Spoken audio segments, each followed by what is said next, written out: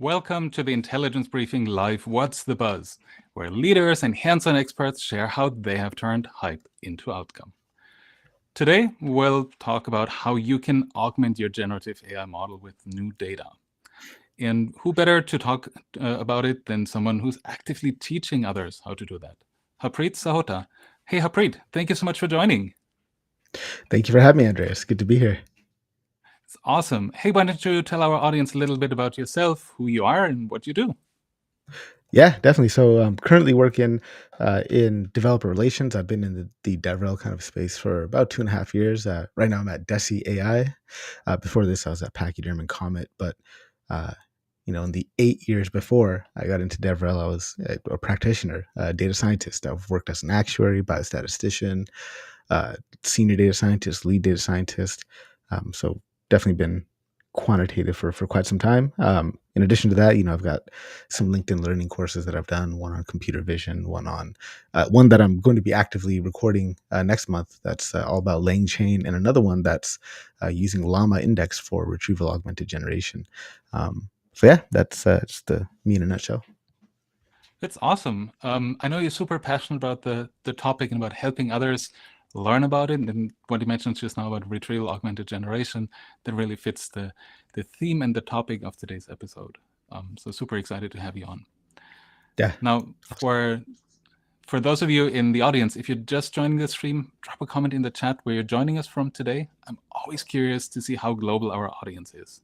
And don't forget to subscribe to my newsletter, the AI Memo, under intelligence-briefing.com/newsletter. So you can stay up to date, or you can successfully lead AI projects in your business.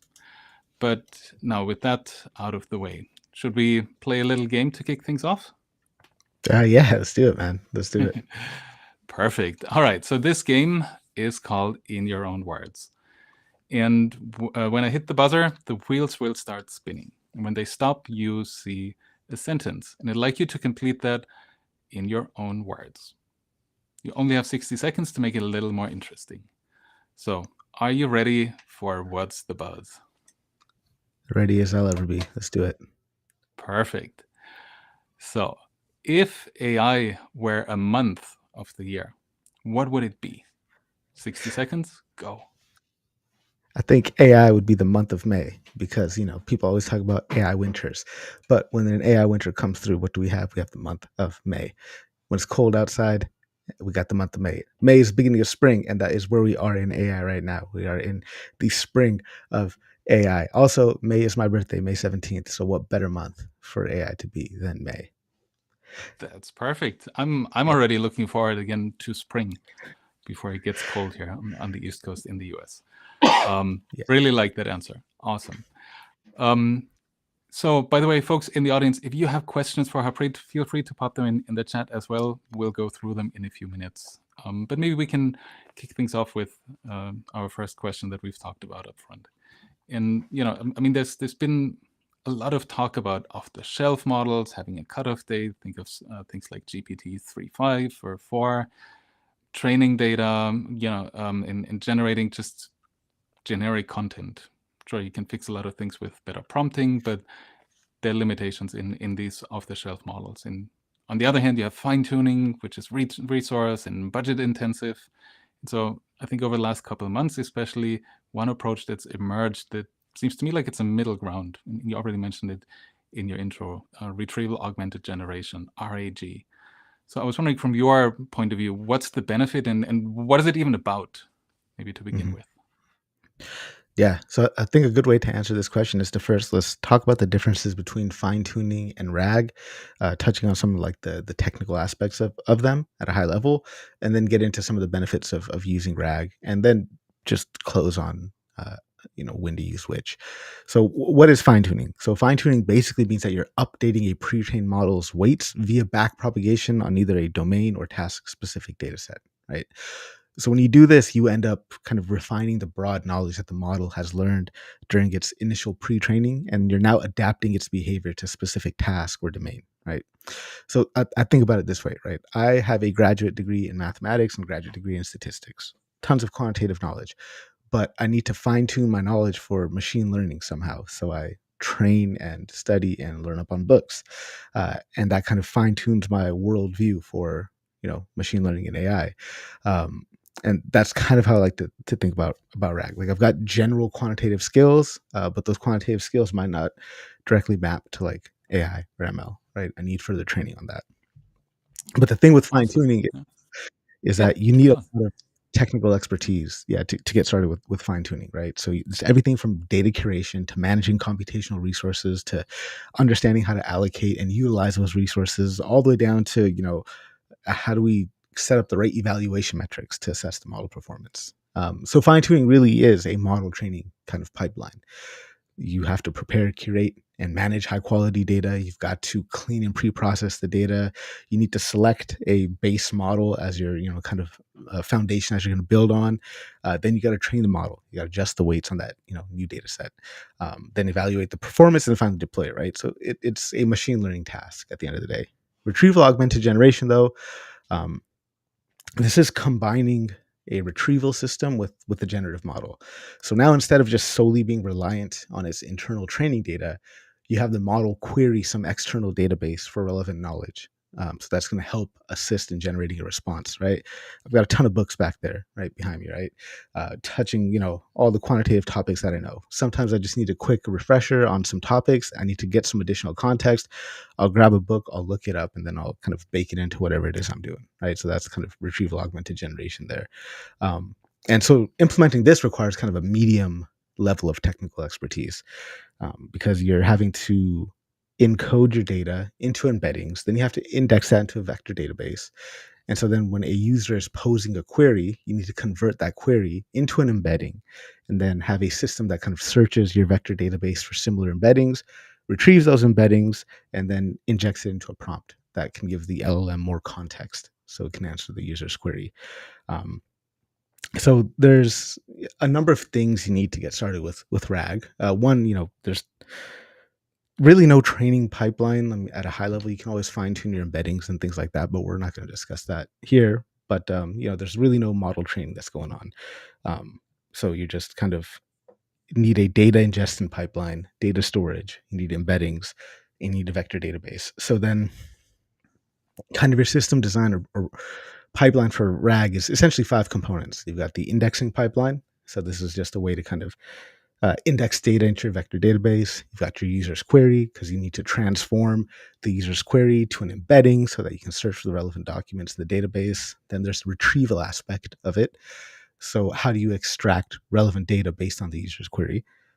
So you can use some classical information retrieval techniques, right? You could do cosine similarity, you could do BM25, whatever you choose, so that you can comb through this database and retrieve kind of the relevant vectors for your user's query. But then even once once those vectors are retrieved, you need a way to select the right vectors, right? Because you want to be able to filter out those less relevant documents from those retrieved documents so that you can have better context for your model. So like you mentioned before, like, I hope it's becoming clear how RAG is kind of overcoming the limitations of fine tuning. But kind of just to make it absolutely clear, we can start by stating like the biggest limitations of a pre-trained model, right? You mentioned before fixed knowledge cutoff dates. So this is going to lead to kind of outdated or stale responses. And then there's also a tendency for a language model to generate just overly generic or broad content because of its generalized training. And so this is where RAG steps in, right? RAG is able to query a database and make sure that the responses that we're getting are now timely, they're relevant, they're factual. It's also helping to kind of augment the capabilities of a large language model because now we're going to be able to get more informed, context-aware answers. You could also use RAG to do kind of source attribution as well. And I guess the last thing I needed to talk to you about was like kind of a general framework of when to choose what, right? So when it comes to fine tuning, kind of the questions you need to be asking yourself is, okay, do I want a model that needs to have deep domain understanding or specificity in a particular topic? If yes, maybe go with fine tuning. If you need consistent or predictable behavior in the pattern of responses, then go with fine tuning. If you got a ton of domain specific data that you can use to tune a model so that model can make better decisions, or produce more consistent output beyond what you can do with prompting or few-shot examples, then you might need fine-tuning. And RAG, you would use RAG, Retrieval Augmented Generation, if you have a use case where an LLM needs access to kind of real-time current data, knowledge, information, all that. If your application has kind of, if it requires kind of like broad general topical coverage, or the ability to kind of adapt its responses, but just needs access to new data, then RAG is a good one as well. Yeah, it's just a cost-effective, scalable solution. So it doesn't really require any constant retraining, just constantly retrieving. Awesome. Well, thank you for walking us through that. I think it's always important to level set on what are the different terms and techniques that we're talking about anyways. And then in this case specifically, what are the pros and cons? And I mean, if I look at use cases in business, right, it's rarely about just general and generic information. It's about proprietary information. It's about information that's specific to your business, maybe to your products, to your services. So you have that, but you might not necessarily have that stored somewhere in a database. Maybe it's in a file, or it's in a bunch of files. Maybe it's a policy, or it's an FAQ document, or many other things. So I think that's where, to your point, this can really play out its strength while being a happy medium between the power of natural language generation and the depth and relevance of the information that the model itself doesn't have access to. So awesome. Thank you for walking us through that. Yeah, no problem. I'm taking a look at the chat, and I see there's one question from Michael, and he says, so how soon before RAG becomes obsolete as models become more sophisticated? Any predictions? Things are moving so fast in this space. Yeah. Right? No real predictions on that right now. I'm not really good with predictions. I just kind of refuse to make them. But for right now, it's the best we have, right? It's the best we have. There is research that is out there, and hopefully we see something come out in the next year or so. But right now, RAG is what we have, and that's kind of what we're going to have to be using for this use case. Awesome, makes sense. So maybe let's continue. I think data has always been a problem when you're building your own model, and I think you alluded to parts of that earlier, that you obviously need data, you need your own data. It comes in different shapes and forms. Maybe it's structured, maybe it's unstructured. But how does that requirement for data or good data change, or maybe even stay the same when you're looking at things like RAG? Oh, it's like the least important part of the equation. Obviously, I'm joking, right? Obviously, I'm joking.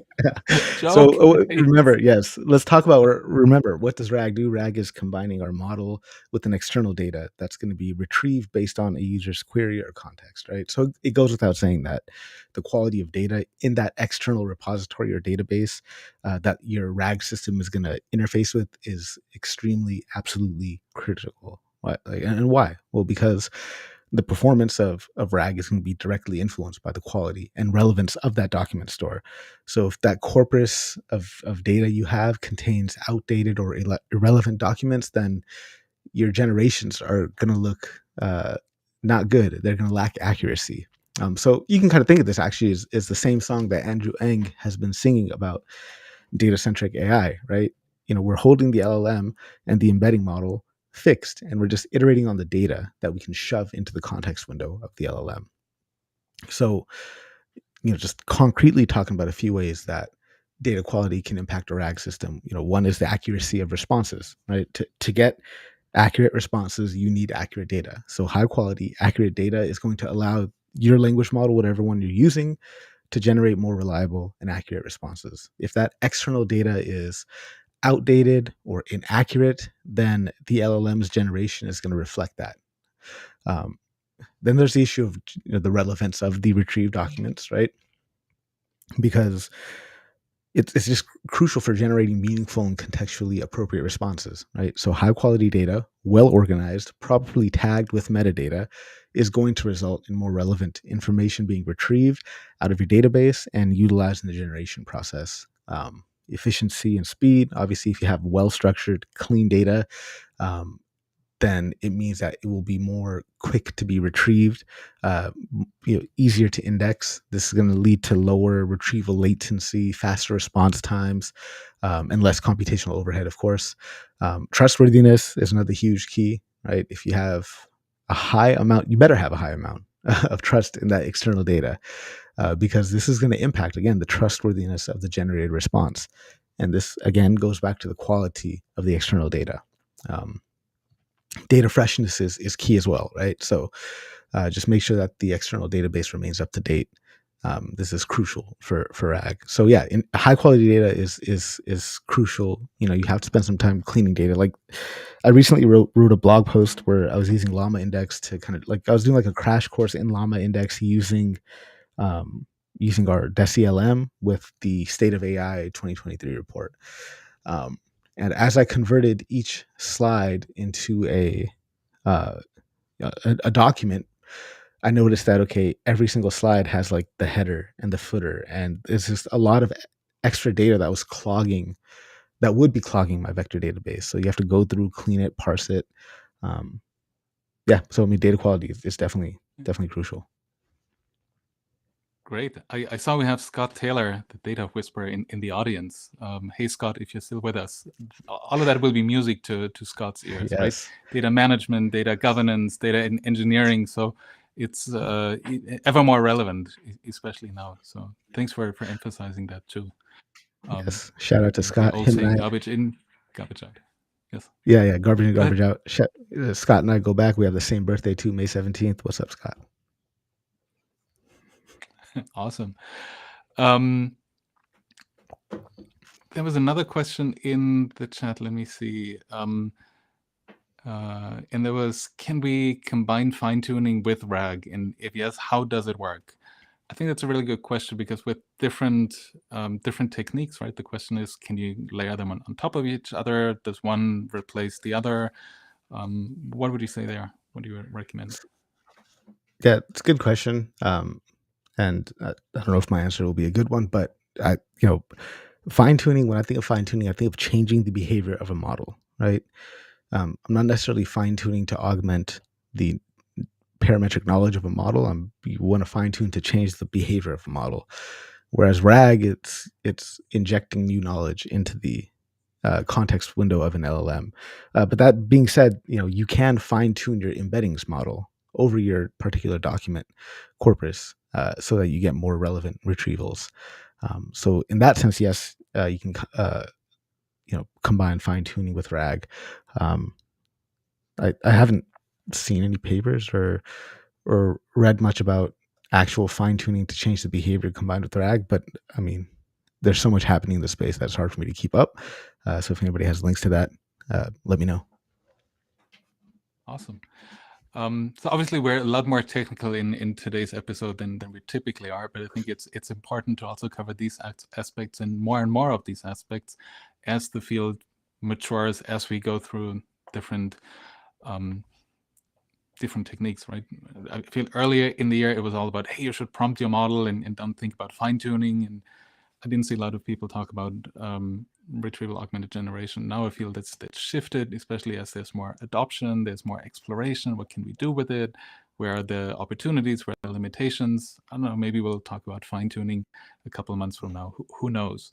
But since we're already talking about this foundational layer and the technology, are there specific models that you see that are best suited for RAG? Can I just use my GPT 3.5 or GPT-4 or Claude or others? What do you see? What's best suited for RAG? Yeah, so when we think about LLMs, you can broadly categorize large language models into two categories, right? There's the base LLM, and then there's instruction-tuned LLMs. So base LLM, it's just designed to predict the next word based on the training data. So they're not really designed to answer questions or carry out a conversation or help you solve a problem, right? If you just feed a bunch of context into an LLM, into a base LLM, it's just going to try to complete the next token, right? For however many tokens you have it generate for. And this is different from the instruction-tuned LLM, right? So an instruction-tuned LLM, instead of trying to auto-complete your text. It's going to try to follow the given instructions using the data that they've been trained on, plus whatever context you provide it with.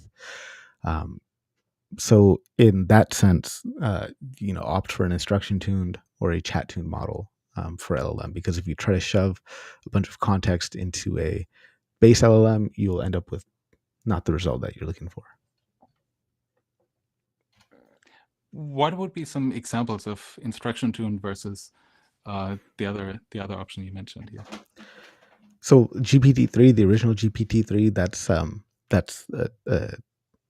base LLM, right? It's essentially a completion model. If you look at Llama, if you look at any of the major releases that happened, whether it's Llama, Mistral, 𝗟𝗿𝗄𝗏, there's always two different models that you'll see. You'll have one be the base model, and then one be the instruction tuned model.